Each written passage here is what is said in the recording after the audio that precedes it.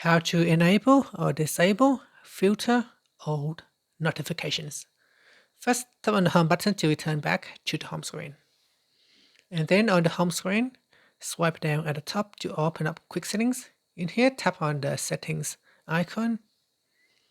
Next, in here, we go down and tap on notifications. From here, tap on advanced settings.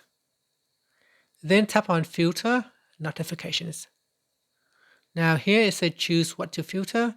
So tap on old notifications. Tap on the toggle button to turn it on or switch it off. Here, once you have turned it on, it will filter notifications received more than a few days ago. Otherwise, we can switch it off. After that, tap on the back key or tap on the home button to return back to the home screen. Thank you for watching this video.